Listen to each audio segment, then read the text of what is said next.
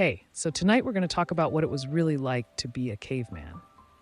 And I mean, really like not the cartoon version with clubs and grar, unting, but the actual day to day life of people who lived 25,000 years ago. Oh, and if you're enjoying these stories, I'd really appreciate a like or subscribe. Super curious where you're all listening from. So drop a comment with your location and what time it is there. Always blows my mind how Eopal are falling asleep to this all over the world. All right, find that cozy spot, take a nice slow breath, and just let your body sink into whatever you're lying on. We're heading back to the Paleolithic period, and trust me, you're going to be real grateful for that mattress by the time we're done. So congratulations, you just woke up in a cave 25,000 years ago.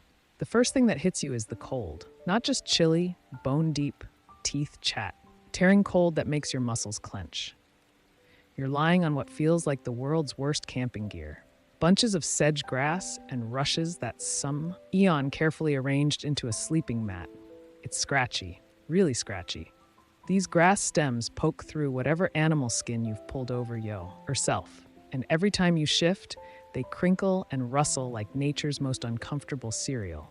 Your nose fills with smells that are just intense. Wood smoke, yeah, but also something musty and earthy from the cave walls. The leftover scent of cooked meat from last night's meal mixing with the arbor smell of unwashed human bodies. There's this underlying funk of animal fat that's been used for waterproofing and warmth, plus something green and plant-like from all the grass bedding around you.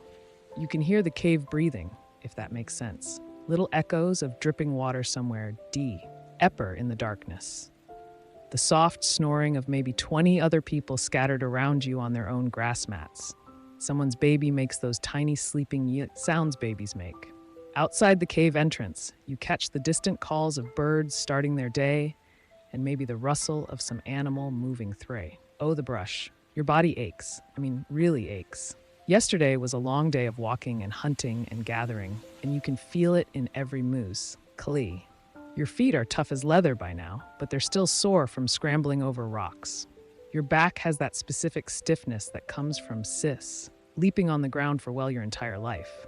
The good news, you're alive. The bad news, pretty much everything else. Actually, let me back up and paint this picture properly. You're not some primitive grunt shuffling around in animal skins. You're actually incredibly skilled, like scary skilled. You know the names and uses of hundreds of plants. You can track animals by the tiniest signs, a bent blade of grass, a scuff mark on a rock. You can make fire from scratch, napstone tools that are sharper than modern steel, and read the weather by watching how birds fly. But here's the thing, all that skill, you need every bit of it just to not die. You shift on your grass bed, trying to find a position that doesn't involve something poking in. Oh, your ribs, that's better. The animal skin over you, probably deer or elk, is actually pretty warm once you get settled. These hides have been carefully prepared, scraped, and worked until they're soft and flexible. Well, softish. Everything is relative when you're living in the Stone Age. As your eyes adjust to the dim light filtering in from the cave mouth, you start to make out the shapes around you. Your family group is scattered across this main chamber, your mate and children close by. Your parents and siblings and cousins arranged in family clusters around the central fire pit. 23 peep, the total, which is pretty typical for a band like this. The fire. Oh man, the fire. It's the most important thing in your entire world. And right now, it's just a pile of glowing embers and ash. Someone, probably whoever had last watch, has kept it alive through the night, feeding it slowly with carefully selected pieces of wood. The embers pulse red and orange in the cave's darkness, throwing shifting shadows on the stone walls. Getting that going each morning isn't like flicking a light switch. Starting a fire from nothing is genuinely hard work, even when you know what you're doing. So, your people never let it die completely. There's always someone responsible for keeping those embers alive, adding just enough fuel to maintain the heat without wasting precious wood. You can smell the specific scent of the wood they've been burning. Oak and ash, mostly with some birch mixed in. Different woods burn differently, and your people know exactly which ones to use for cooking versus heat versus light. Oak burns long and steady. Birch C atches easily and gives off that sweet smell. Pine is good for starting fires but smoky for cooking. Time to get up. You push yourself upright on our grass mat, and every joint protests. Your hip pops, your neck sicks. Welcome to life before chiropractors. Around you, other people are starting to tear too. Someone yawns, a big jaw-cracking yawn that you feel in your own mouth. Someone else stretches with a groan that echoes slightly off the walls. The morning routine is always the same. Fire first. Everything else depends on the fire. You carefully get to your feet, and the cave floor is cold against your bare soles.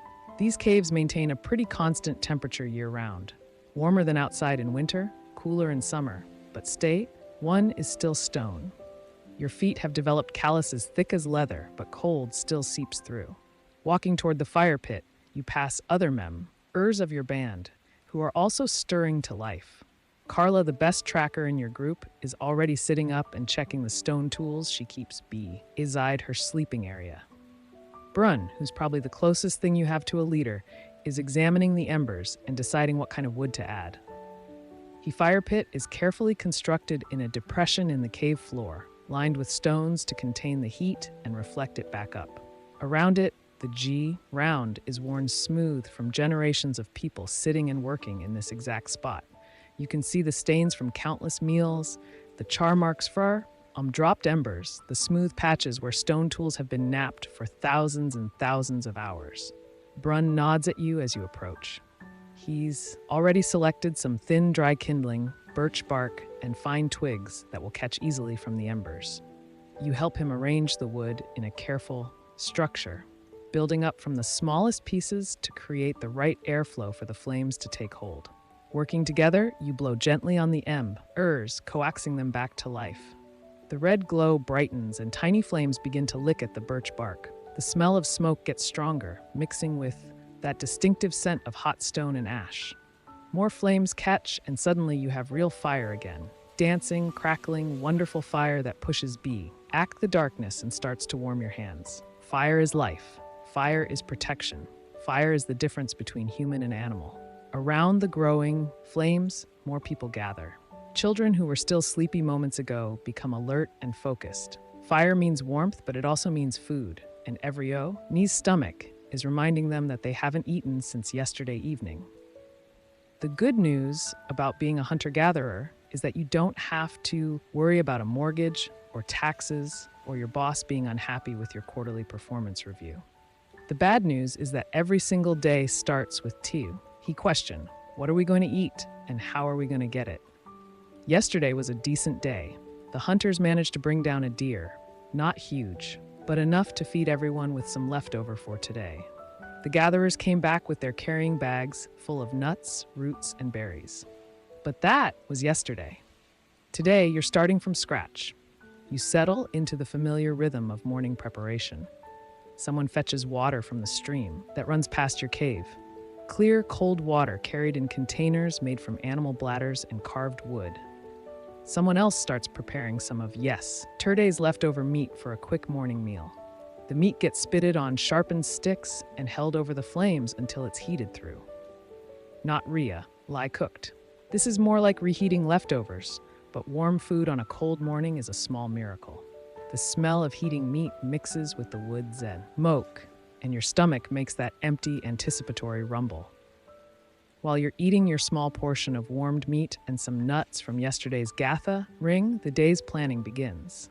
This isn't like a modern business meeting with agendas and PowerPoint presentations. It's more like a casual conversa, tie-in around the fire, but the stakes are life and death. The hunting party, maybe 6 or 7 people, will head east today, following the deer trail that was spotted yesterday.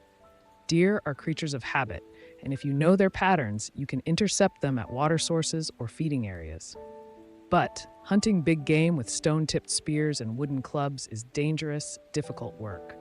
Most hunting expeditions come back empty-handed.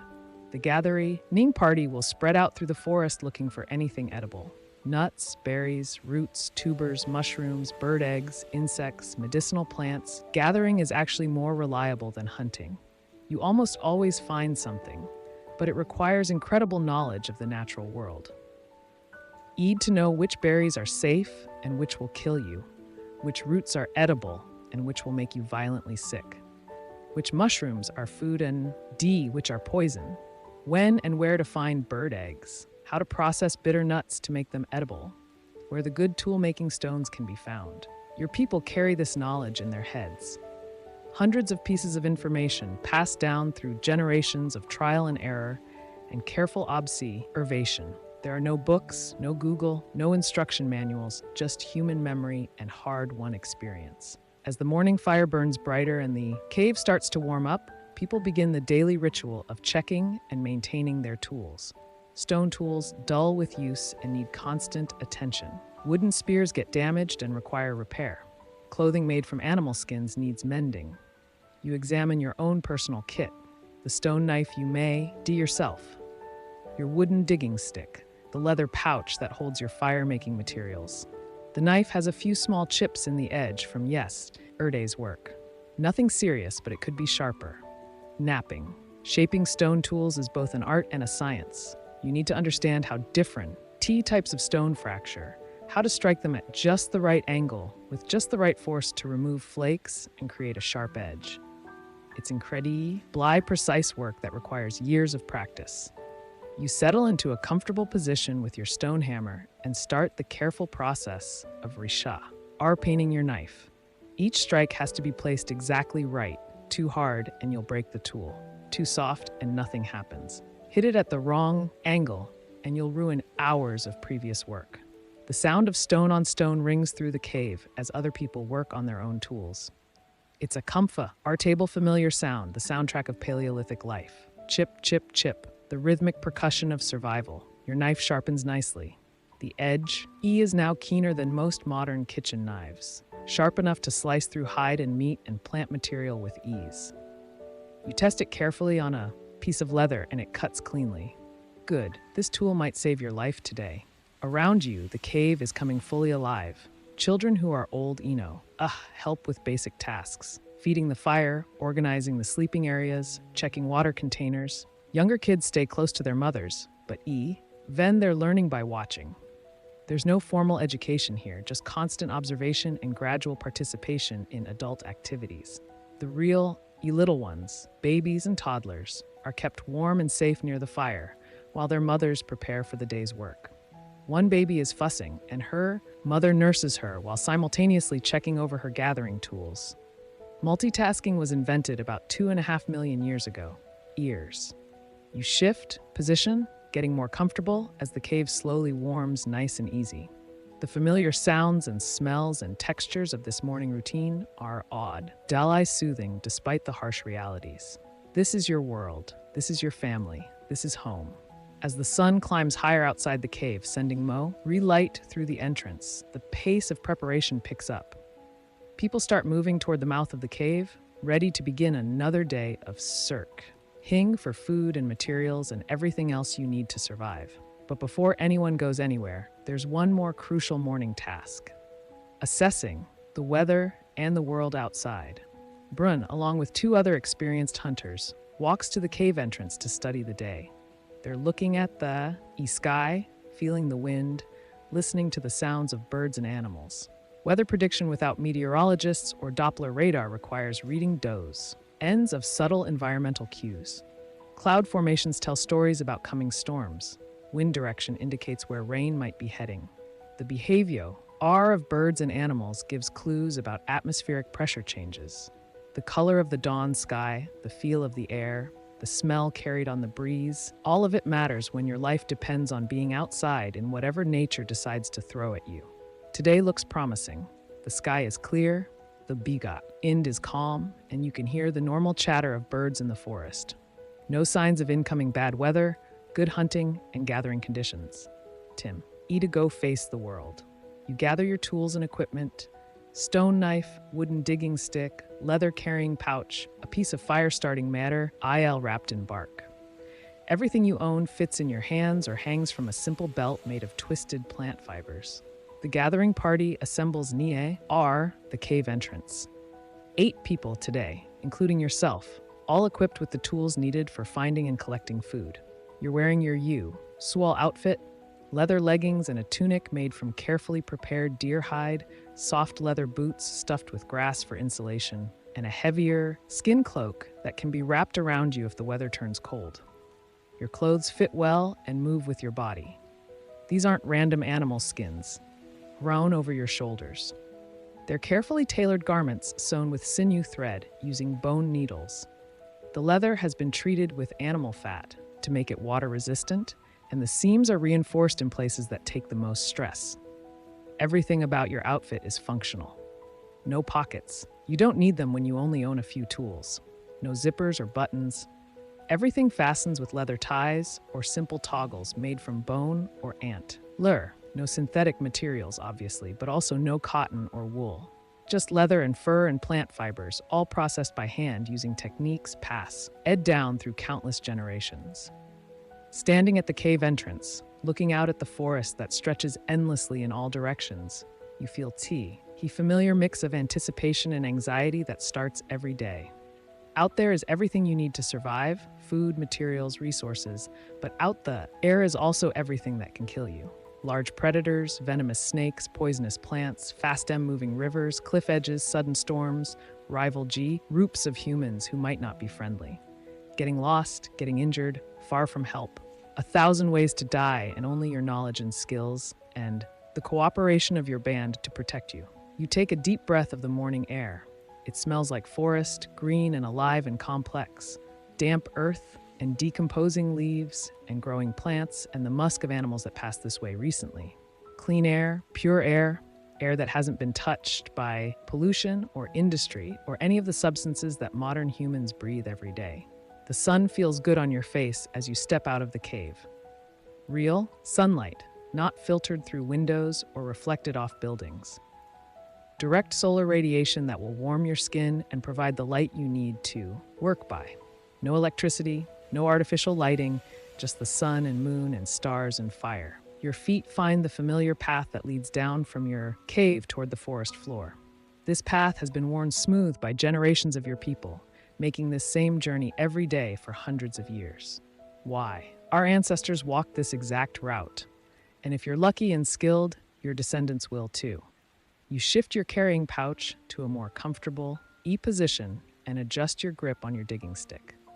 The morning is young, and there's a full day of work ahead. Time to go find what the forest has to offer today. Behind you, the hunters are making their final preparations, checking spear points, discussing strategy, sharing the precious few arrows tipped with the sharpest stone points your group can make. Ahead of you, the gathering party moves through the forest with practiced silence, eyes and ears alert for anything useful. This is it. This is your life. This is what it really means to be human. Your muscles relax as you settle into the familiar rhythm of walking through your territory. And with each step, the adventure of another day in the Paleolithic world begins to unfold around. The forest closes around you like a living thing. Every step takes you deeper into a world that's both beautiful and terrifying, where every shadow could hide food or danger, and sometimes both at the same time. You're moving through what will someday be called an old-growth forest. But it's just the world. Trees that have been growing for centuries stretch up into a canopy so thick that the morning light filters down in shifting beams and patches. Oak and ash and beech trees. Massive trunks that would take 6 people holding hands to circle. The understory is dense with small trees and shrubs, and the forest floor is carpeted with layers of decomposing leaves that squelch softly under your feet. The sounds are incredible. Birds everywhere. Not just the few species you'd hear in a modern park, but dozens of different calls echoing through the trees. The rustle of small animals moving through the undergrowth. The distant crack of a branch falling somewhere in the depths of the forest. Wind moving through leaves in waves that you can actually hear approaching and passing overhead. Your gathering party spreads out as you walk. Each person following their own path, staying within earshot of the others. You never go anywhere alone, ever. Being alone in this world is basically a death sentence. Predators hunt alone, humans. Accidents happen. Getting lost means dying, and dying means your family doesn't eat. Kessa, who's probably the best plant identifier in you, our group, calls out softly from about 20 feet to your left. She's found something. You angle toward her voice, pushing through a thicket of hazelnut bush, that catch at your leather clothing and scratch at your exposed skin. She's kneeling beside a cluster of plants with broad, heart-shaped leaves and small white flowers. Wild garlic, she says, and the satisfaction in her voice is obvious. This is a good find, not just food, but medicine too. Wild garlic can help with infections, and it adds flavor to otherwise bland meals. You help her carefully dig up several of the bulbs using your wooden digging sticks. The tools are simple but effective. Hardwood sticks about as long as your arm, sharpened to a point and hardened in fire. They're perfect for digging roots and tubers without damaging them. The bulbs come up easily in the soft forest soil. They're small, about the size of your thumb, the papery white skin and that unmistakable sharp smell of garlic. Kessa rubs one clean and bites into it, chewing thoughtfully. Good, she says. Strong, these will keep well. You wrap the bulbs in a piece of soft leather and tuck them into your carrying pouch. So far, so good. The day is off to a promising start. Your group continues deeper into the forest, following animal trails and paths that your people have used for generations. Every few hundred yards, someone finds something worth collecting. Nuts from hazelnut bushes, berries that are just starting to ripen, wild mushrooms growing on teeting logs. But only the ones that experienced gatherers know are safe. The knowledge required for this work is staggering. You need to know hundreds of different plants, their seasons, their habitats, how to process them, how to store them. Some plants are only edible at certain times of year. Some require complex preparation to remove toxins. Some look almost identical to poisonous varieties, but have subtle differences that can mean the difference between a good meal and a horrible death. Take mushrooms. There are dozens of edible varieties in your forest, but also several that will kill you in very unpleasant ways. The difference between food and poison might be the color of the spores, or the way the stem breaks, or the smell when the mushroom is crushed. Get it wrong and you're dead. Get it right and you have a delicious, nutritious meal. Your people have been learning these distinct ions for thousands of years, passing the knowledge down through careful teaching and observation. No one forages alone until they've spent years learning from experts. Even now, experienced as you are, you still check with others when you find something unusual. The sun climbs higher as your group, quote, orcs its way through the forest, and you can feel the day starting to warm up. The morning chill is lifting, and walking at a steady pace is starting to make you pleasantly warm under your leather clothing. You adjust your carrying pouch and keep moving. About an hour into the expedition, Toma calls out from near a stream bank. His voice has that particular excitement that means he's found something really good. You push through the undergrowth toward the sound, and what you see makes you smile. Wild honey. High up in an old oak tree, maybe 20 feet off the ground, there's a dark opening in the tree where a colony of wild bees has made their home. You can see them coming and going, and that sweet smell of honey is faint but unmistakable on the breeze. Honey is like winning the lottery. It's concentrated energy, pure sugars that your body craves and burns efficiently. It keeps well without oiling. It has medicinal properties, and it tastes incredible, especially when your normal diet consists of meat, nuts, and whatever vegetables you can find. But getting it is dangerous work. The plan develops quickly. Toma is the best climber in your group, and he volunteers to go up. You'll build a fire at the base of the tree and create smoke to calm the bees. Someone else will prepare containers to hold the honeycomb. Everyone else will be ready to run if things go badly. Wild bees are not docile. They will defend their hive aggressively, and bee stings can be seriously dangerous if you get enough of them. People have died trying to collect honey, but the reward is worth the risk.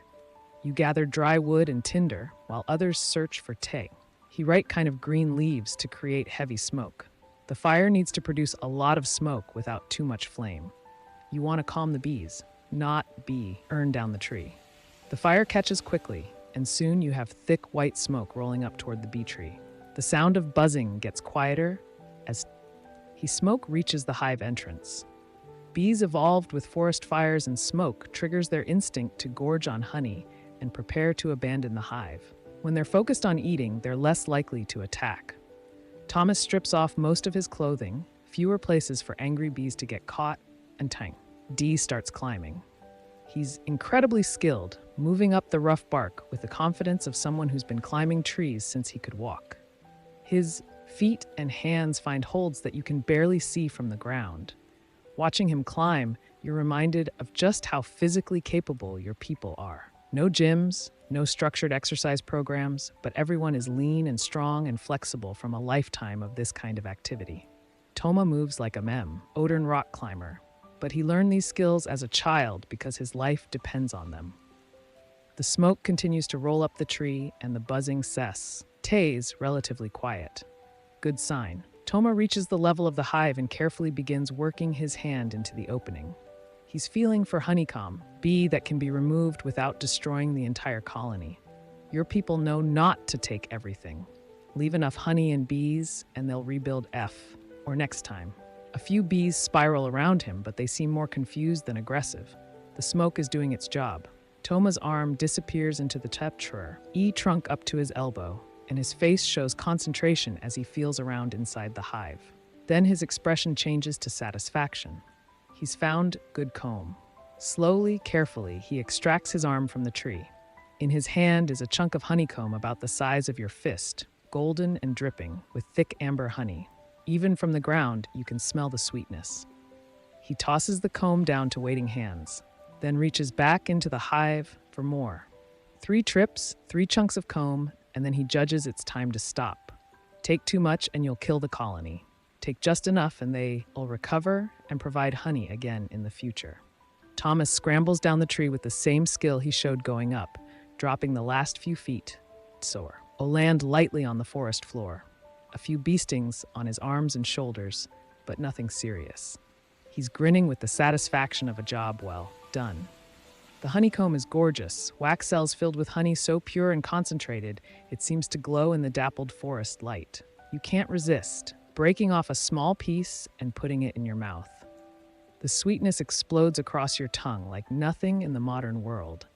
This isn't processed, said sugar or corn syrup. This is pure honey made by bees from the nectar of wildflowers. It's complex and floral and intensely sweet, and your body responds immediately with that rush of energy that comes from natural sugars hitting your bloodstream. You close your eyes for a moment, savoring the ting. Honey like this was the sweetest thing available to humans for tens of thousands of years. No chocolate, no candy, no desserts, just this. And it's perfect. The honeycomb gets carefully wrapped and packed away in leather containers. This is a treasure that will be shared with the entire band bee back at the cave. Children will get small pieces as treats. Adults will use it to make other foods more palatable. Some will be saved for winter when very calorie counts. Your gathering party continues through the forest, energized by the successful honey collection. The sun is getting higher now, and the forest is fully alive with activity. Birds calling from every direction, small animals rustling through the undergrowth. The constant, subtle movement of a healthy ecosystem. You find yourself settling into the meditation of long distances, walking through familiar territory. Your feet know this ground. Your eyes automatically scan for useful plants, signs of game, anything out of place that might indicate danger. Your breathing falls into a steady rhythm that matches your pace. This is one of the most peaceful times in Paleolithic life. Moving through the forest with your community, working together, using skills that connect you directly to the natural world. No schedules, no deadlines, no artificial stress, just the ancient rhythm of human life in harmony with the environment. Well, mostly harmony. There are still plenty of ways to die out here. Around midday, your group stops beside a small stream to rest and eat. The water is clear and cold, running over smooth stones worn by countless years of current. You cup it in your hands and drink deeply, tasting the mineral purity of water that has never been processed or treated or run through pipes. Lunch is a selection of that you've gathered so far. Nuts, berries, some leftover meat from yesterday, and tiny tastes of that precious honey. You sit on a fallen log beside the stream, listening to the water and eating slowly, methodically. The food is challenging by modern standards. The meat is tough and requires serious chewing. The nuts are small and sometimes bitter. The berries are tart and seedy, Nothing is salted or seasoned or prepared in ways that enhance flavor. But your body knows this food, recognizes it, processes it efficiently.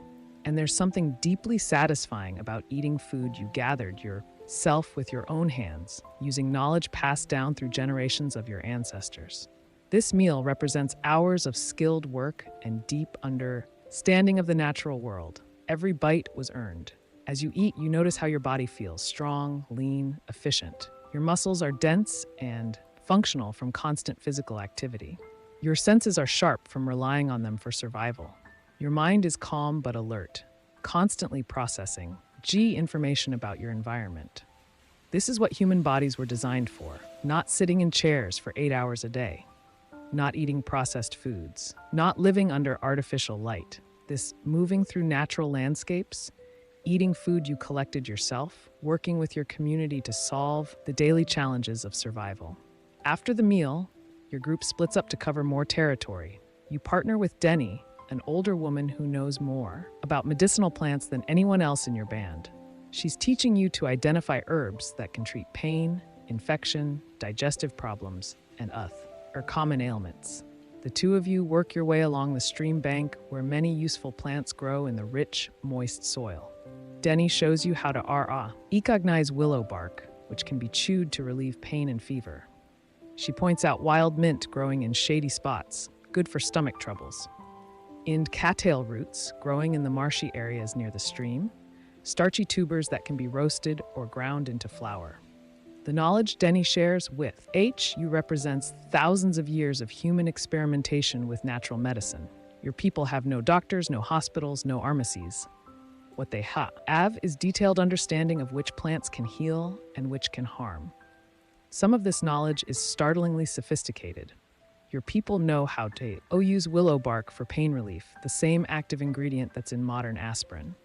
They know which mushrooms have antibiotic properties. They understand how to use certain plants to induce labor during difficult births or to prevent pregnancy when resources are scarce. But they also know the limitations of plant medicine.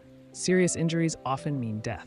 Infections that modern antibiotics could cure easily become fatal. Childbirth is dangerous. Life expectancy is much shorter than in the modern world. The afternoon passes in this way, walking, searching, learning, collecting.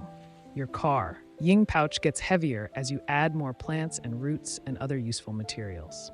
The sun moves across the sky and the light in the forest shifts from bright midday to the warmer slanted rays of late afternoon. You're getting tired, not exhausted, but pleasantly fatigued from a day of steady physical activity. Your legs feel the miles you've walked. Your back feels the weight of your collecting pouch. Your hands are stained with plant juices and dirt from digging in the forest soil. But you're also deeply satisfied. This has been a good day. Your group has collected enough food and materials to make the expedition worthwhile. The honey alone makes this a successful trip. But you've also gathered enough plants and nuts to contribute fully to tonight's meal. As the sun starts to sink lower in the sky, Denny calls the group together for the return journey. Time to head back to the before cave. You don't want to be caught in the forest after dark. Night belongs to the predators. The walk back follows a different route than your morning path. Your people never travel the same way twice if they can help it. Predictable routes make you vulnerable to ambush, and they also mean you miss opportunities to find new resources or observe changes in your territory. This path takes you through a section of forest dominated by massive beech tar. Their smooth gray bark rising like pillars into the canopy above. The ground here is covered with fallen beech nuts, and your group spends some time collecting the rich, oily nuts that will provide valuable calories. Beech nuts require preparation. They need to be shelled, and the bitter husks are removed, but they're worth the effort. High in fat and protein, they store well and provide concentrated nutrition during the leaner months of winter. As you work bent over and picking nuts from the forest floor, you become aware of how quiet it's gotten. The normal sounds of birds and small animals have faded. The forest feels expectant, waiting.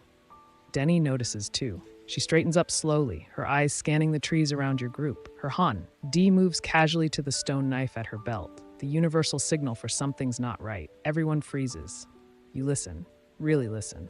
Beyond toe, normal forest sounds, beyond a whisper of wind in the leaves, there's something else.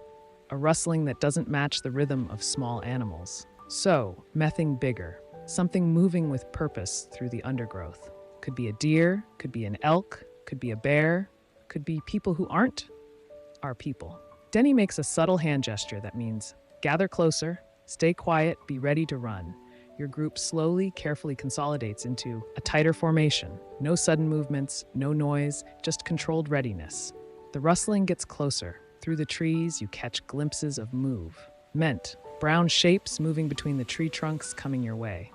Then you see antlers, elk, a small herd of them moving through the forest on their own afternoon journey. Huge animals, each one weighing more than 3 or 4 humans combined. Beautiful, magnificent, and potentially dangerous if feel threatened. Your group stays perfectly still as the elk pass. 5 adults and 2 calves moving with that peculiar combination of grace and that large wild animals possess. They're magnificent. Thick coats gleaming in the afternoon light. Massive antlers that could easily kill a human. Muscles rippling under their skin as they walk. One of the adults stops about 30 feet from your group and looks directly at you. Eye contact with a wee LD elk. For a long moment, you and this ancient creature regard each other across the space between species. 2 different kinds of animals sharing the same forest, the same world. Then the elk decides you're not a threat and continues on its way. The herd disappears into the forest as quietly as the eye appeared, leaving only the faint scent of musk and the memory of that brief, intense connection. Your group relaxes, Denny grins, and makes the hon sign for good luck. Seeing elk is always a positive omen. They're associated with strength and endurance, and encountering them safely is considered a blessing from the forest spirits. You finish collecting beech nuts and continue the journey home. The sun is definitely getting lower now, and the light in the forest is taking on that golden quality of late afternoon. Time to pick up the pace. The path climbs gradually as you approach your home territory. The cave is situated on higher ground for good reason. Better visibility, easier to defend, and less likely to flood during heavy rains. Her legs feel the incline as you climb, but it's a familiar burn. You've made this walk thousands of times. As you crest the final hill before home, you can smell wood smoke on the breeze. The hunters must be back already, and someone has built up the fire. Good fire means warmth and cooking and the comfortable gathering space where your band comes together at the end of each day. You can also smell cooking meat. Really smell it. Rich, savory teas that make your mouth water and your stomach rumble with anticipation. The hunters were successful today. There will be fresh meat tonight along with everything your gathering party has collected. The cave entrance comes into view, and you can see people moving around the fire pit. Children playing in the safe area near the cave mouth. Adults working on various tasks, some preparing food, others working on tools or clothing. The comfortable bust of a successful community. You're almost home. Your body feels the relief of completing another day's work safely. Your carrying pouch is heavy with useful plants and nuts. Your knowledge has grown through another day of learning from Denny. The forest provided well today. As you approach the cave, children run out to greet the returning gathering party. They want to see what you found, hoping for treats like berries or nuts they can eat right away. Their excitement is infectious, reminding you of the simple pleasure of sharing resources with your community. You ruffle the hair of Mira, a gay 7-year-old girl who's particularly interested in plants. She follows you everywhere during gathering expeditions, asking endless questions about which plants are useful and why. Today, she wants to know about every single thing in your collecting pouch. The transition from forest to cave feels abrupt, but welcoming. Outside is vast and wild and full of possibilities and dangers. Inside is controlled space, human space, the place where your band mez together for safety and warmth and shared meals. You settle onto your favorite spot near the fire pit and begin unpacking your day's collection. Each plant and nut and root represents knowledge applied, skills used, successful interaction with the natural world. Small victories that add up to survival. Your shoulders drop as you let the day's tension release, and the familiar warmth of the fire begins to ease muscles that have been working Ence dawn. The fire welcomes you back with its familiar warmth and dancing light. You can feel the heat seeping into your tired muscles as you settle, loser to the flames. And there's something deeply comforting about being back in this controlled space after a day in the vast, unpredictable forest. The hunters did well today, really well. Spread around the fire pit are the remains of 2 deer. Not huge animals, but enough meat to feed your entire band with leftovers for tomorrow. The successful hunt means tonight will be a feast, and feast nights are rare enough to be genuinely special. Brunna, the other hunters are sharing their story while people work on food preparation. The tale unfolds in the casual, collaborative way of people who know each other intimately. Someone starts the story, another person adds details, a third corrects a minor point or emphasizes a particularly skillful moment. They track the deer for most of the morning, following barely visible signs through dense forest. A broken twig here, a hoof print in soft soil there, the faintest scent trail that only the most experienced trackers can detect. The pursuit required patience, endurance, and the kind of environmental knowledge that takes decades to develop. The actual kill happened quickly. The hunters managed to surround a small group of deer at a source, and Jorik made a perfect spear throw that brought down a young buck with a single strike. The second deer, attempting to flee, ran directly into spears held by 2 other hunters positioned along the escape route. Clean kills, quick deaths, minimal suffering for the animals, and maximum protein for your people. You listen to the hunting story while unpacking your own day's collection, organizing the plants and nuts you gathered into different piles based on how they'll be used. Some things will be eaten tonight, others need processing or preparation. Some will be stored for future us. The honeycomb you helped collect creates quite a stir when it's revealed. Children gather around to stare at the golden treasure, and adults nod approvingly at Toma's climbing skills. Honey is always welcome, but finding this much in one place is exceptional luck. Kesser is already working on the wild garlic bulbs, cleaning them and preparing them to flavor tonight's meat. The sharp, pungent scent fills the air around the fire as she works. Ixing with the wood smoke and the rich smell of cooking venison. Food preparation in the Paleolithic is both simple and sophisticated. Simple because your tools are basic, stone knives, wooden implements, fire. Sophisticated because your people have had thousands of years to figure out how to make most of limited ingredients and cooking methods. The deer meat is being prepared in several different ways. Some chunks are spitted on sharpened sticks and roasted directly over the flames, the classic caveman cooking method that actually works pretty well. Other pieces are being cooked in a more complex way that shows just how clever your people really are.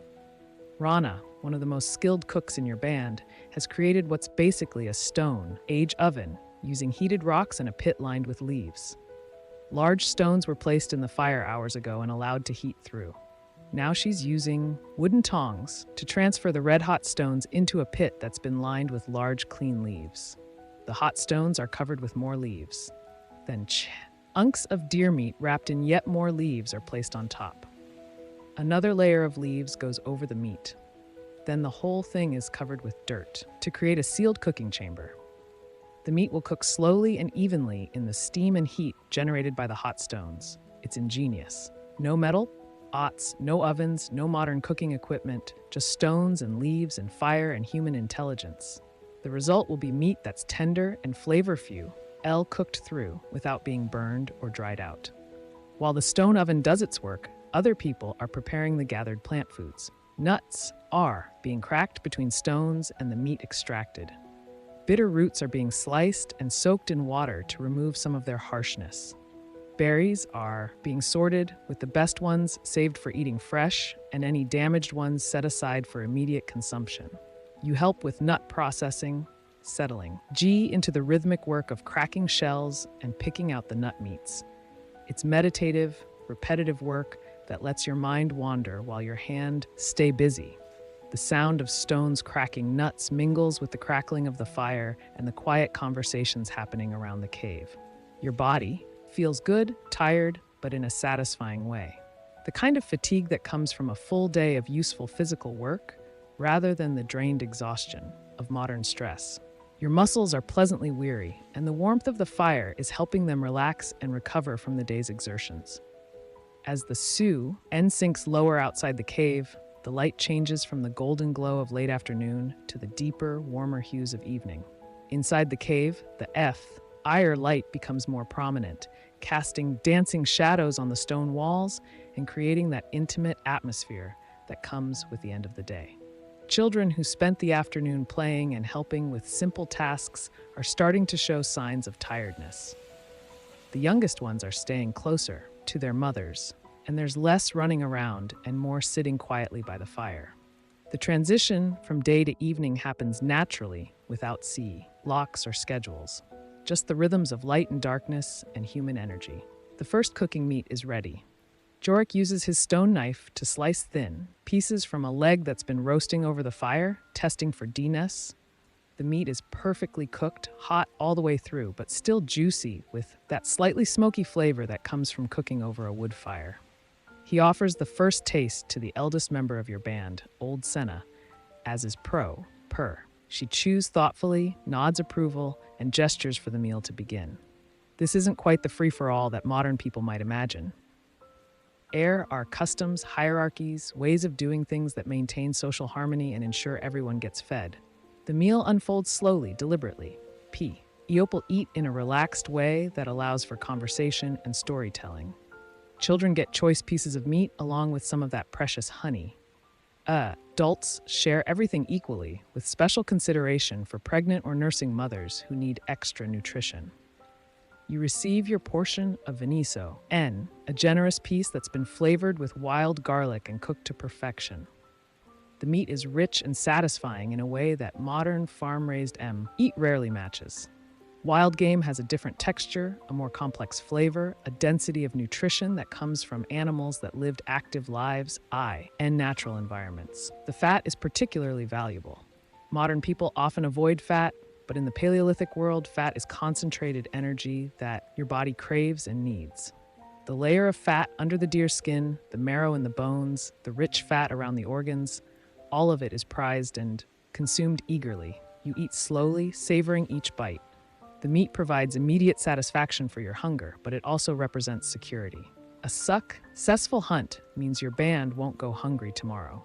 The leftover meat will be processed and preserved, extending the benefits of today's success into the future. As you chew, you notice how quiet the cave has become. Not silent, there's still the crackling of the fire, the soft sounds of people occasional quiet conversation, but the urgent energy of the day has settled into something calmer, more contemplative. This is one of the most peaceful times in Paleolithic life. The day's work is done, food has been found and prepared and shared. Everyone is safe inside the cave with a warm fire and full bellies. These moments of security and comfort are rare enough to be treasured. You shift position slightly, getting more comfortable against the stone wall that forms your backrest. The fire's warmth feels good on your face and hands, and your stomach is pleasantly full of rich meat and nuts and the lingering sweetness of honey. The stone oven is opened for the second course. Rana carefully removes the layers of dirt and leaves to reveal the deer meat that's been cooking slowly for hours. Steam rises from the pit, carrying scents that make everyone lean forward in anticipation. The meat that emerges is incredibly tender, falling apart at the touch of a wooden implement. It's been cooked gently and evenly, infused with the flavors of the leaves that wrapped it and the smokiness from the heated stones. This is sophisticated cooking using Stone Age technology.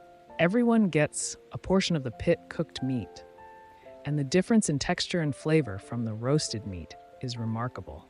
Your people understand that variety in food preparation isn't just about taste. Different cooking methods preserve different nutrients and make various components of the food more digestible.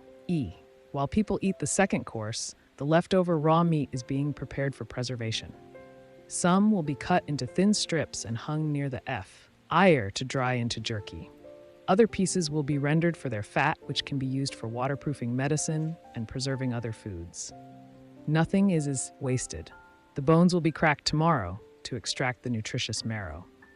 The hide is already being prepared for processing into leather.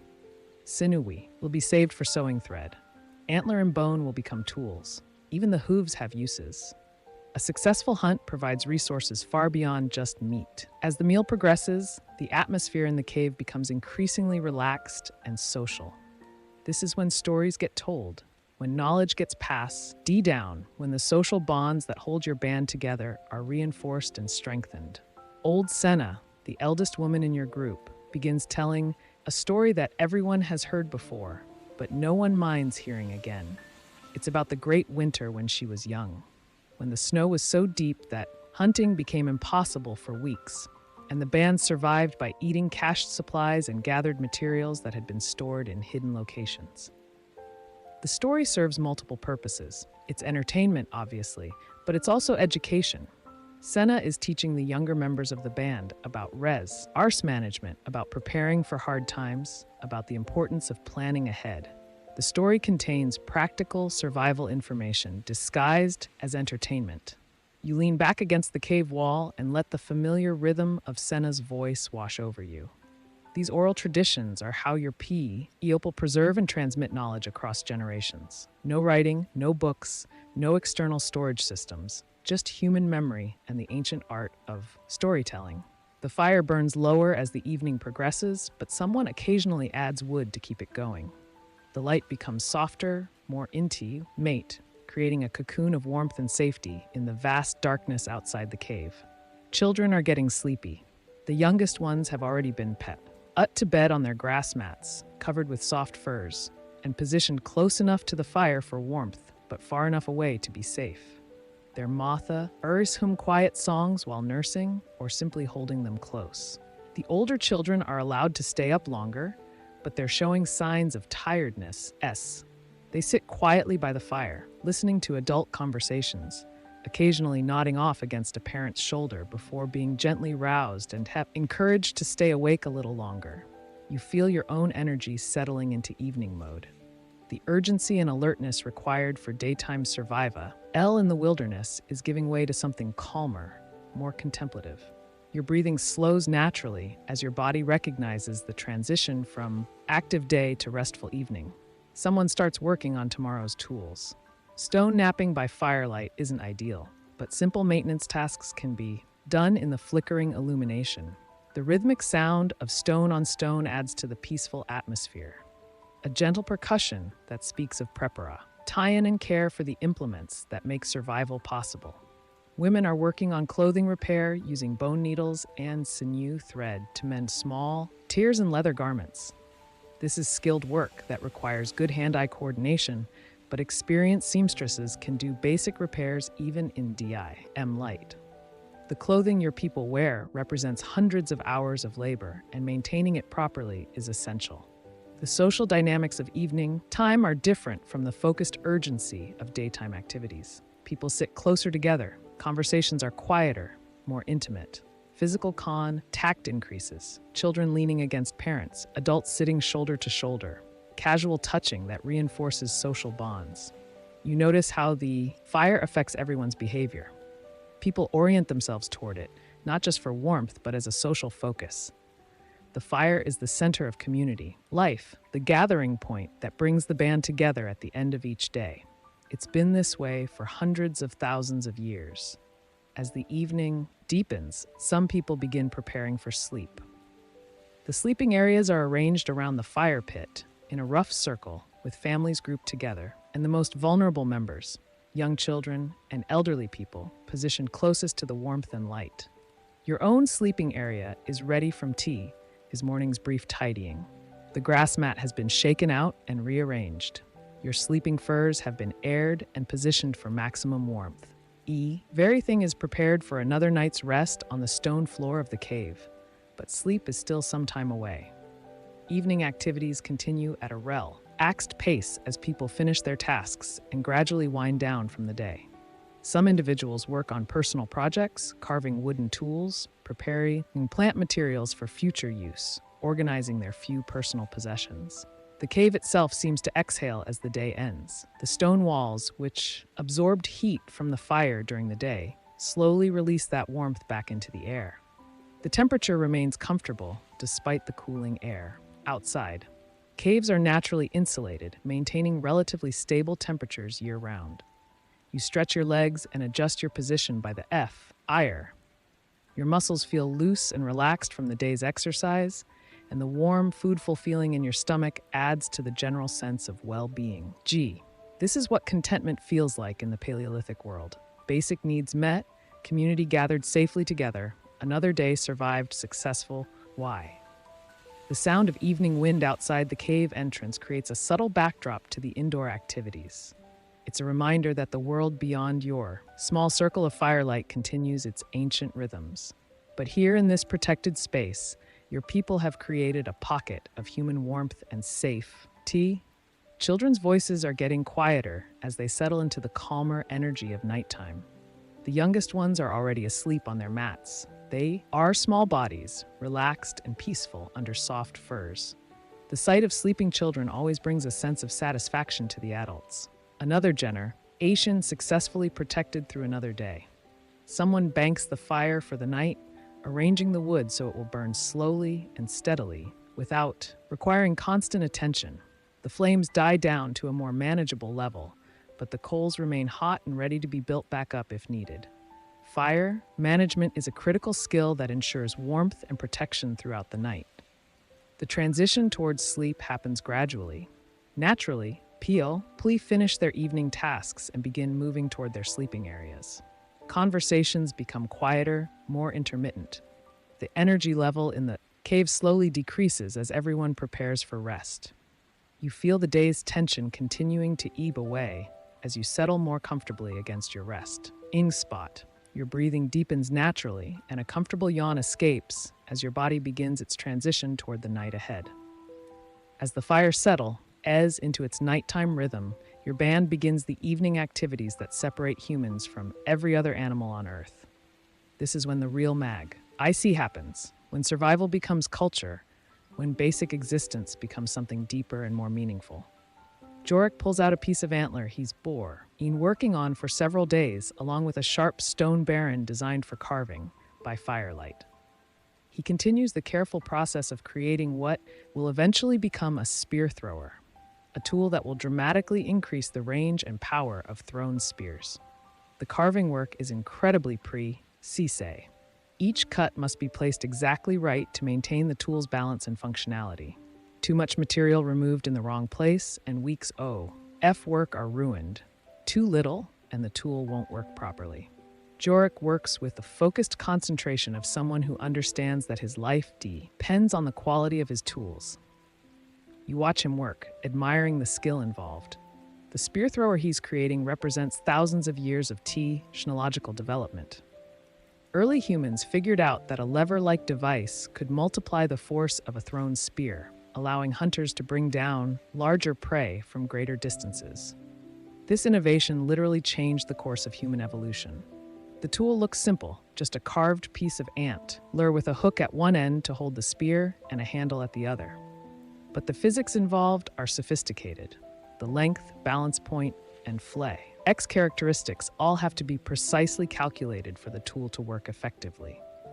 Jorik learned these calculations not through mathematical formulas, but through years of trial and error passed down from master craftsmen.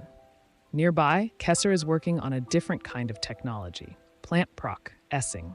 She's grinding wild grass seeds between two stones, transforming them into a coarse flour that can be mixed with water to make a simple bread or porridge. The work is labor-intensive and time-consuming, but it unlocks nutrition from plants that would otherwise be indigestible.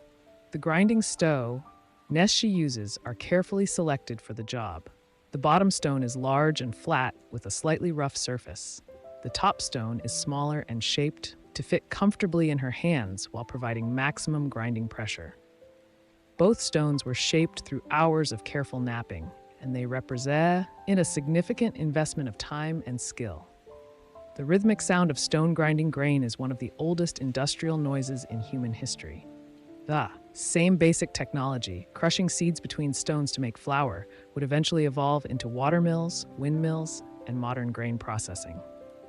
But here in the cave, it's just Kessa's strong arms and patient work turning wild grass into food.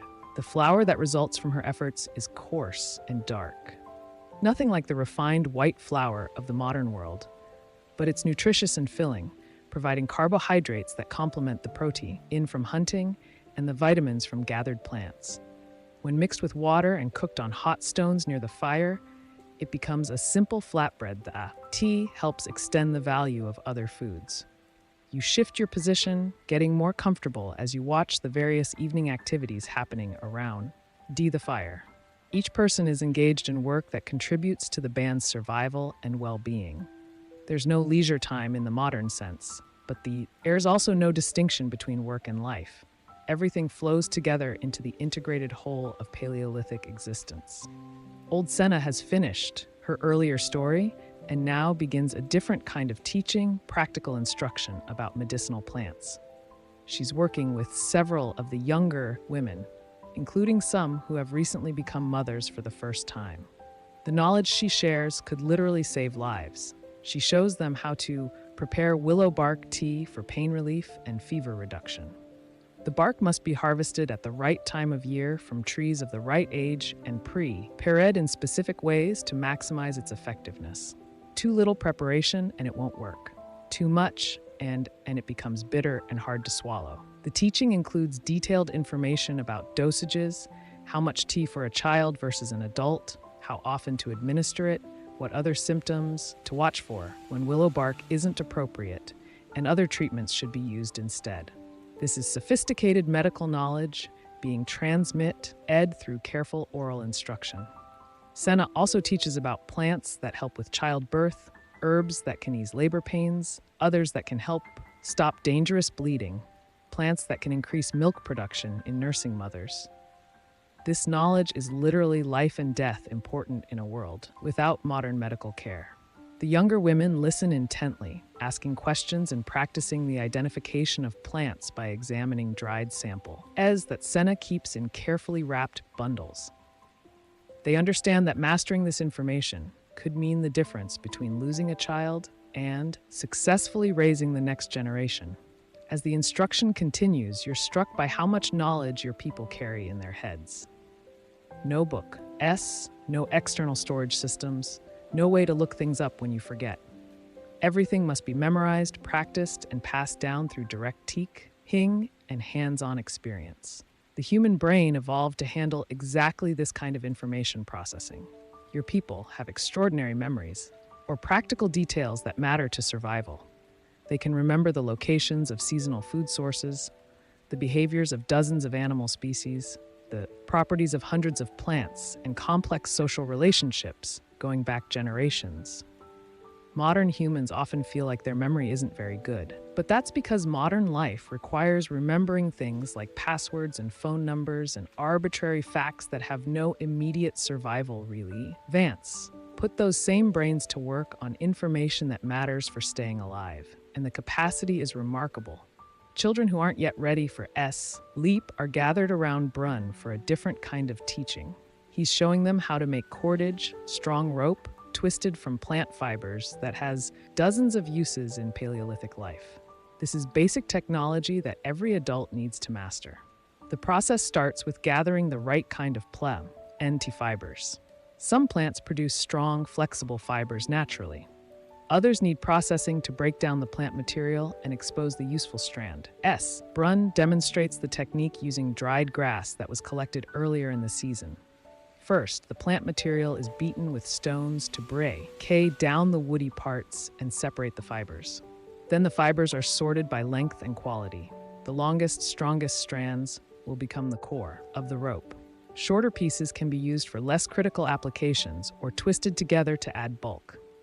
The actual rope making involves rolling the four burrs against your leg while maintaining consistent tension and adding new material as needed. It's surprisingly difficult to do well. Too loose, and the rope is weak. Too tight, and it becomes stiff and brittle. The children practice the basic motions while Brun corrects their technique.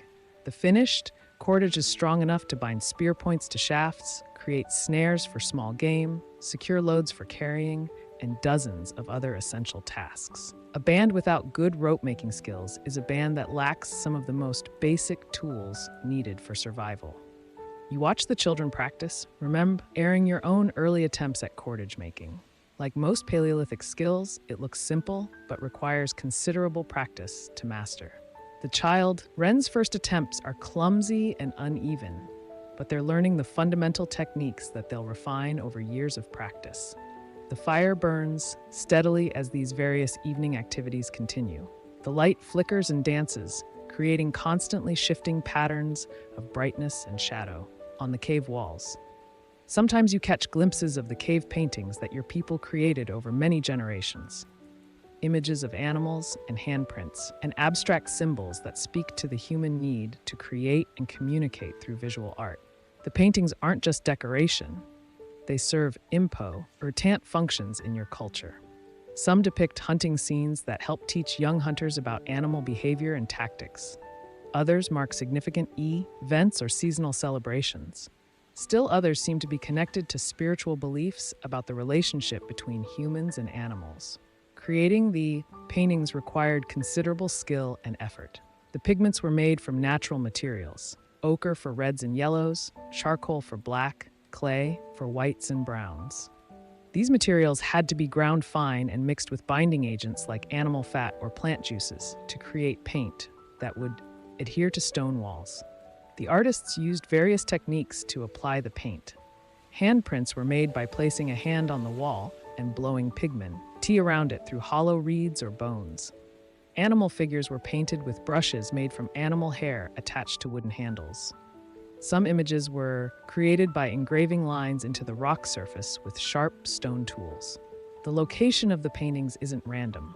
Many are placed in areas of the cave with special acoustic properties, places where sounds echo and reverberate in interesting ways. Your people understood that the cave itself is a kind of instrument, and they positioned their art to take advantage of the natural sound effects.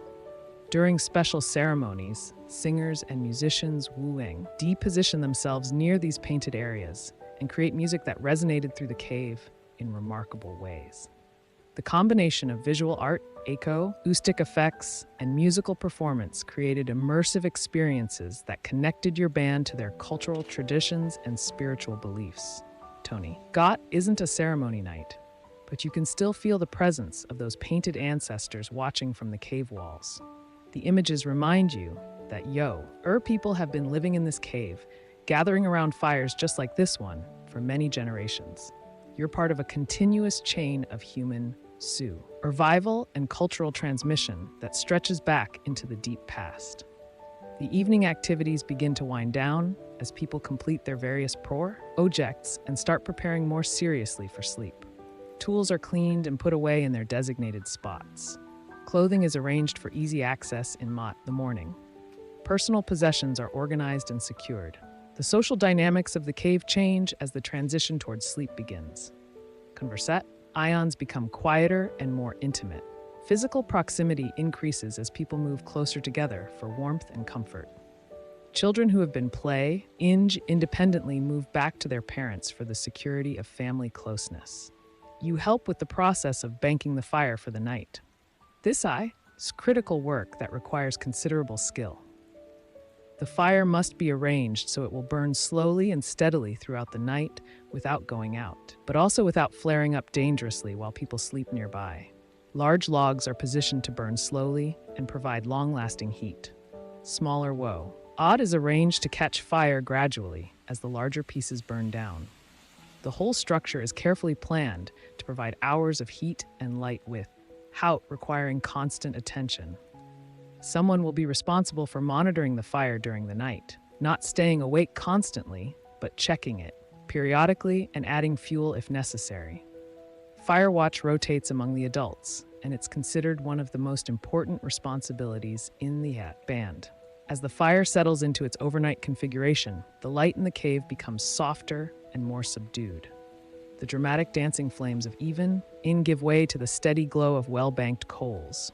The atmosphere becomes increasingly peaceful and contemplative. People begin moving toward their sleeping areas, saying quiet good nights and making final preparations for rest. Children are settled onto their grass mats with warm furs pulled up to their chins. Adults arrange their own bedding and position themselves for warmth and comfort. The sleeping arrangements reflect the social structure of your band. Family groups cluster together with children positioned between parents for maximum protection and warmth. Single adults sleep near the edges of the group, but within the circle of fire, light, and safety.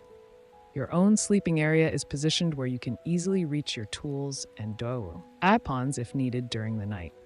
Your spear is within arm's reach, along with your stone knife and other essential equipment. Even in sleep, you remain ready to respond to danger. The grass mat under your sleeping furs has been arranged to provide as much cushioning as possible against the hard stone floor. Additional layers of dried grass and moss create a barrier between your body and the cold rock. It's not comfortable by modern standards, but it's the best available sleeping surface in the Paleolithic world. You settle onto your mat and pull your sleeping furs around you. The animal skins are warm and soft from years of use, and they carry the comforting sense of your family and your life. These furs represent successful hunts, skilled hide preparation, and the accumulated warmth of many nights' sleep. The sounds in the cave gradually diminish as people settle into sleep. Conversations fade to whispers, then to silence. The only sounds are the crackling of the fire, the occasional shift of someone adjusting their position, and the deep, slow breathing of people relaxing into rest. Outside the cave, the night world is alive with different sounds. Owls calling from the forest, the distant howl of wolves, the rustle of nocturnal animals moving through the undergrowth. But inside the cave, protected by fire and stone walls, the presence of your band, these sounds seem distant and unthreatening. You feel your body beginning to relax as it recognizes the familiar transition towards sleep. Your muscles, which have been working hard all day, start to release their tension. Your breathing naturally slows and deepens. The warmth from the fire and your sleeping furs creates a cocoon of comfort around you. This is the end of another successful day in the Paleolithic world. Food was found and shared. Tools were maintained and improved. Knowledge was passed down to the next generation. Everyone survived safely to see another, our night. These simple accomplishments represent the fundamental victories of human existence. The fire continues to burn steadily, casting its warm glow on the sleeping forms scattered around the cave. The light flickers gently across the painted walls where your ancestors left their marks, connecting tonight to countless other nights when humans have gathered around fires for warmth and safety and companionship. Your breathing settles into a per rhythm as you feel yourself getting more comfortable on the grass mat, your body naturally finding that perfect position for rest. The day's advent tours fade into pleasant memories as the peaceful warmth of the cave embraces you. And the gentle sounds of your sleeping community create the perfect backdrop for whatever dreams may come in this ancient, timeless place where humans have always found safety and peace. The night deepens around your and the world outside settles into the ancient rhythms that have governed this planet for millions of years. Inside your band sleeps peacefully on the dying embers of the fire. Each person wrapped in the security of community and the hard-won comfort of another day survived. But as you lie on your grass mat, listening to the gentle breathing of your people and feeling the warm weight of animal furs against your skin, something remarkable begins to happen. The boundaries between then and now start to blur. The 25,000 years that separate the Paleolithic world from your modern life seem to compress into nothing more than a long, slow exhale. Because here's the truth that most people never really understand. You are them. Your DNA, your basic brain structure, your fundamental physical and emotional needs, they're virtually identical to those cave dwellers whose lives we've been ring together. The human genome hasn't changed significantly in the last 40,000 years. You're running Stone Age software in a space age world.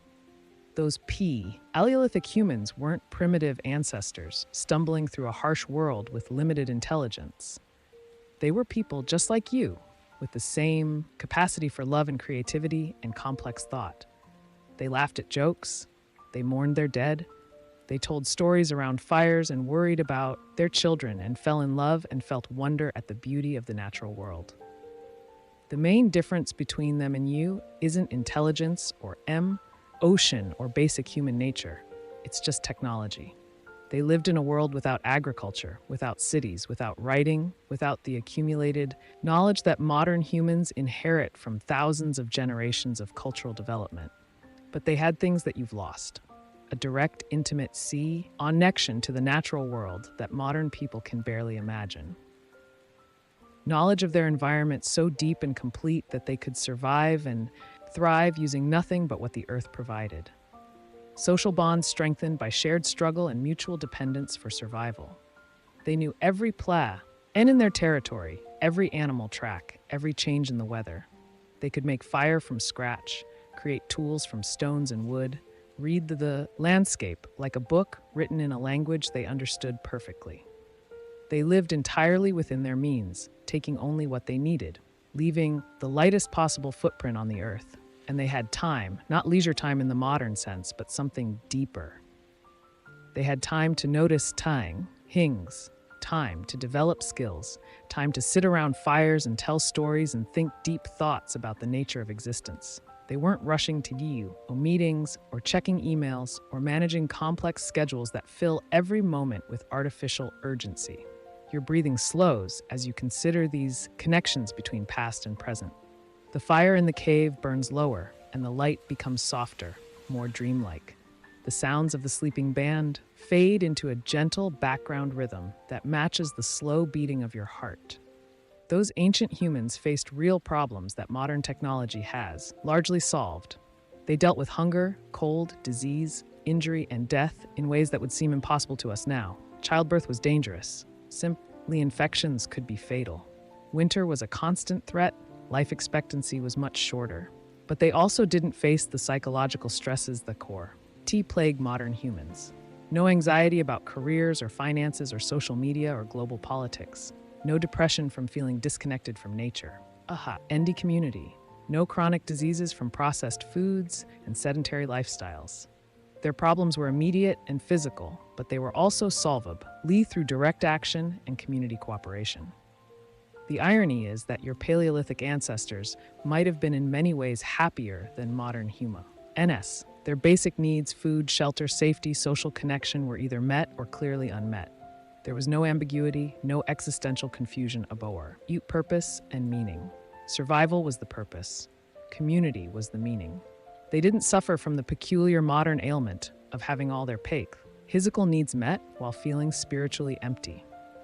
They didn't have enough food to eat regularly, but they never wondered why they were alive or what the point of existence might be. The point was to live another day, to help your people survive, to pass knowledge down to the next generation. Your uskals relax more deeply as these thoughts flow through your mind like a gentle stream. The grass mat beneath you feels softer now, more comfortable. The animal furs seem to conform perfectly to your body, creating a cocoon of warmth that reminds you of the most comfortable bed you've ever slept in. Modern humans often fantasize about simpler times, but Paleolithic life wasn't simple. It was direct. Every action had clear consequences. Every skill had obvious utility.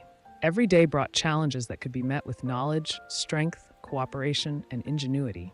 There was no complexity for its own sake, no bureaucracy, no abstract problems that couldn't be solved through direct engagement with the physical world. The social structures were complex but comprehensible. Everyone knew their role and responsibilities. Children learned by watching and gradually participating in adult activities. Elders were valued for their knowledge and experience. Individuals who couldn't contribute fully were still cared for by the community. Social problems were resolved through face-to-face discussion, rather than legal systems or institutional procedures. And they had something that modern humans desperately crave: genuine connection to something larger than themselves. Not abstract spiritual beliefs, but daily practical integration with the natural world. They were part of the ecosystem, not separate from it. Their survival depended on understanding and respecting the rhythms of nature. The fire in the cave burns even lower now, just glowing embers that pulse like a slow, steady heartbeat. The light is dim and warm, casting everything in soft, comfortable shadows. The painted animals on the cave wall seem almost alive in the flickering glow, their eyes watching over the sleeping humans with ancient wisdom. You can feel your eyelids beginning to grow heavy as you sink deeper into these contemplations. Your body recognizes the roach of sleep, and all your muscles start to release the last of their tension. The transition from waking consciousness to rest happens as naturally as breathing. Those Paleolithic humans experience the same transition every night. No electric lights to disrupt their circadian rhythms. No screens to overstimulate their brains before sleep. No caffeine or processed foods to interfere with natural sleep patterns. When darkness fell, they slept. When dawn came, they woke simple, natural, healthy. Their sleep was probably deeper and more restorative than anything modern humans typically experience. C. Physical exhaustion from a full day of meaningful activity, combined with the security of community and the comfortable familiarity of their cave. Ohm would have created ideal conditions for profound rest and their dreams. Imagine dreaming with a brain that hadn't been cluttered with artificial stimulation and abstract worries. Dreams filled with the real experiences of the day, tracking animals through forests, gathering plants, working with stone and wood, sitting around fires with people you loved. Dreams rooted in direct experience of the physical world, rather than the virtual experience, as that fill modern consciousness. Your breathing becomes even deeper and more regular as you feel yourself settling into that same kind of natural slow that your ancestors knew. The modern world, with all its complexities, seems to fade away, leaving only the essential rhythms of human existence. The warmth of the fire, the security of community, the comfort of a safe place to rest. But here's the remarkable thing. Those Paleolithic humans create the foundation for everything that came after. Their innovations, fire, tools, language, art, social cooperation, made possible the agricultural revolution, the development of cities, the growth of technology, the modern world you live in today. They figured out how to be human, how to survive not just as individuals, but as communities, how to pass knowledge from one generation to the next, how to create beauty and meaning in the midst of struggle, how to love and laugh and dream even when life was uncertain and often dangerous. The techniques they developed for working with stone became metallurgy, which became engineering, which became the technology that put satellites in space.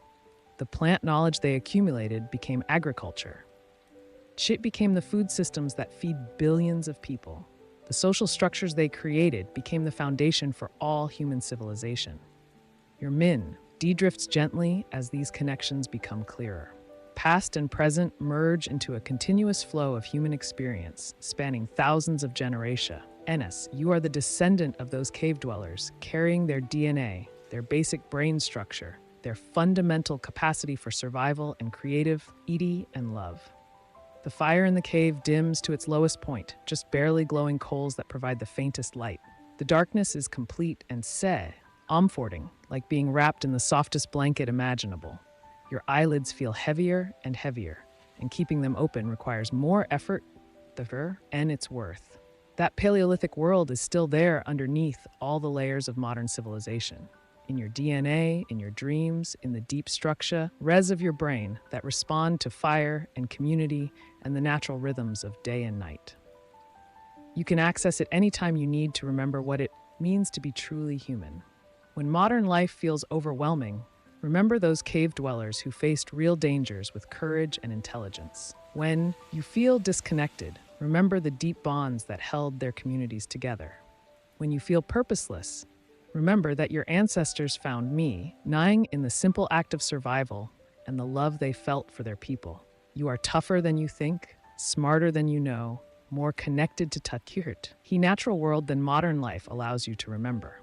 You carry within you the accumulated wisdom of millions of years of human evolution, the survival skills and emotional resilience that allowed your species to thrive in conditions that would terrify most modern people. Your breathing slows to match the ancient rhythms of rest, and your body feels heavy and peaceful on the soft grass mat. The animal furs around you seem to pulse with warmth, and the gentle sounds of the sleeping cave community fade into the background of consciousness. The boundary between sleeping and waking becomes blue, red, and unimportant. You are safe, you are warm, you are part of a continuing story that stretches from those first humans who learned to control fur. All the way to this moment, lying in your own comfortable bed, connecting across vast distances of time to understand what it really means to be hum. And those cave dwellers would be amazed by the world their descendants created. Cities with millions of people, machines that fly through the sky, ices that let you communicate instantly with people on the other side of the planet. Medical knowledge that can cure diseases they couldn't even imagine. Abundance of food and comfort that would seem miraculous to people who struggled every day just to survive. But they would also recognize you, dietly, as one of their own.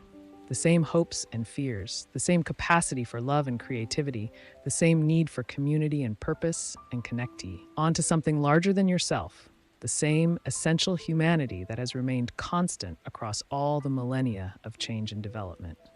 Your eyes close naturally now, and staying awake feels like trying to swim upstream against a gentle but irresistible current. The cave around you becomes dreamlike, and the sleeping forms of your Paleolithic family seem to merge with all the people you love in your modern life. Time expands and contracts like a slow breath. 25,000 years ago, today, tomorrow, all just different moments in the same continuous story of human experience. You are connected to it all. The cave dwellers learning to make fire, the farmers who invented agriculture, the builders who created cities, the scientists who unlock the secrets of the universe. But tonight, in this peaceful moment between sleeping and waking, you remember the beginning. The time when humans learned to gather around fires for warmth and safety and storytelling. When survival depended on cooperation and knowledge and the deep understanding that we are all part of the same human family. Your breathing becomes so slow and deep that each breath seems to last forever. The warmth of the fire, the softness of the furs, the security of the cave, the presence of your sleeping community, all of it blends together into a perfect feeling of ease and belonging. And as your consciousness gently releases its hold on the waking world, you carry with you the knowledge that you are part of something ancient and enduring and beautiful. You are human. You are connected. You are home. The cave grows quiet except for the soft sounds of peaceful breathing. The fire burns down to its smallest ember, still glowing, still warm, still providing the light that has guided humanity through the darkness for hundreds of thousands of years. And you sleep deep, restorative, natural sleep that connects you to every human who has ever lived, ever loved, ever dreamed of a better tomorrow for their children and their children's children. Sleep now. Rest in the knowledge that you are exactly who we were meant to be, carrying forward the best of human nature into whatever future awaits. Sleep with the wisdom of your ancestors and the hope of eons yet to come. Let your eyelids fall closed for the final time tonight. Let your breathing slow to match the ancient rhythms of rest. Let yourself drift away on the current of dreams that has carried humanity through countless nights just like this one. Sleep deeply, sleep peacefully, sleep with the confidence that you are part of the greatest story ever told.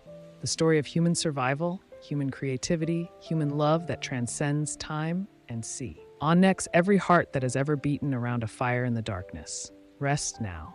Modern cave dweller, rest well.